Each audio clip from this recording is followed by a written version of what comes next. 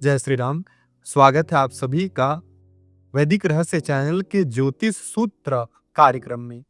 आज मैं आपको बताऊंगा कि एक व्यक्ति का आप चरित्र बिना किसी बहुत ज़्यादा गुणा भाग के, बहुत ज़्यादा कॉम्प्लिकेटेड विधि के अलावा जान सकते हैं।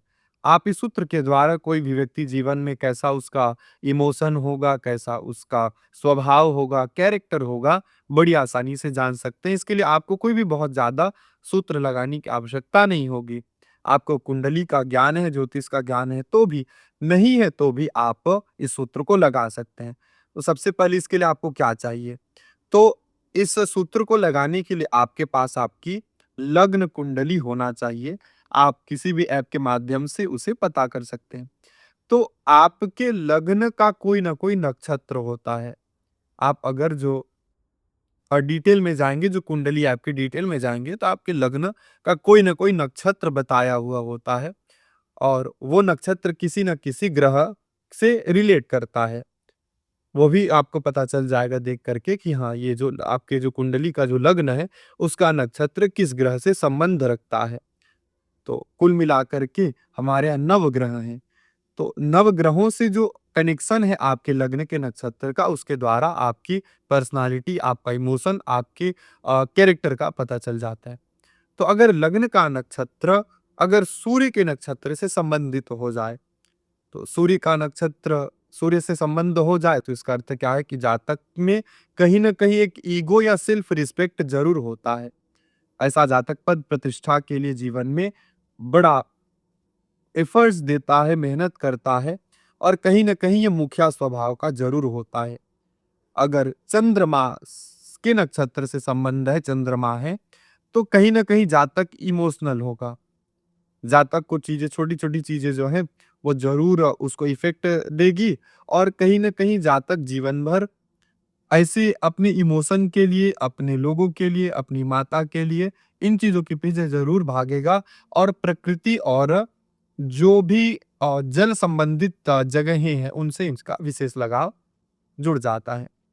अगर गुरु के नक्षत्र से है, तो ऐसा जातक जीवन में ज्ञान की खोज के लिए, धर्म, आध्यात्म, लोगों को समझाने के लिए, सलाह के लिए बहुत ज़्यादा एफर्ट्स देता है। कुल मिलाकर के देखें तो ये भीतर से कहीं न कहीं सज्जन व्यवहार होते हैं, लोगों के प्रति इनका हृदय जो है कोमल होता है। अगर शुक्र आ जाए, तो शुक्र अगर ऐसा है, तो कुछ लोग होते हैं जीवन में जो कि वैभव के पीछे भागते हैं, लग्ज़री के पीछे भागते हैं, बहुत ज़्यादा इनको जीवन में कहीं न कहीं सुख-सुविधाएँ ज़रूर चाहिए। तो ऐसा उनका स्वभाव होता है, अगर लग्न का नक्षत्र शुक्र हो जाए तो। अगली राशि मंगल है। अगर मंगल है तो अगला ग्रह मंगल है, तो यदि मंगल है तो ऐसा जातक जीवन में कहीं न कहीं एग्रेसिव होता है, स्पोर्ट्स के प्रति लगाव होता है या फिर डिफेंस जो फील्ड होते हैं, रक्षा का जो क्षेत्र है, उनके प्रति इनकी भावना अच्छी होती है। ये अपने रिलेशन को लेकर के एग्रेसिव हो जाते हैं, लेकिन अपने बॉडी पर विशेषकर ध्यान ज़रूर देते हैं। सफल हैं तो आप पाएँगे कि इनका बॉडी अच्छा होता है। दुखी हैं इसका मतलब समझ जाइए कि इन्होंने शरीर पर ध्यान नहीं दिया जिसके कारण इनको तकलीफ हुआ है। अगर राहु है, तो राहु का अर्थ ये है कि ऐसे जातक को पहचानना बड़ा कठिन कार्य हो जाता है। आप ऐसे लोगों को नहीं पहचान पाएँगे, आप नहीं समझ पाएँगे कि ये जातक है क्या? बाहर से कुछ और, अंदर से कुछ और। थोड़े मिस्टीरियस टाइप के होते हैं ऐसे लोग। इनका ध्यान कहीं न कहीं जो ज़्यादा पैसा कमाने के लिए या जल्दी किसी काम में सक्सेस पाने के लिए इनका ध्यान चला जाता है और इनका जो व्यवहार होता है वो गुप्त होता है, नहीं समझ पाएँगे, भ्रमित हो जाते हैं कभी-कभी।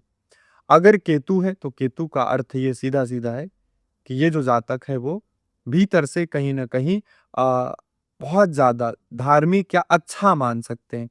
ये लोग अपनी चीज़ों को छुपा करके बहुत ज़्यादा रखते हैं और लेकिन समस्या ये है कि ये संसार से अलग ज़्यादा पसंद करते हैं अपने आप को। बहुत ज़्यादा सांसारिक होना इन्हें पसंद नहीं आता है।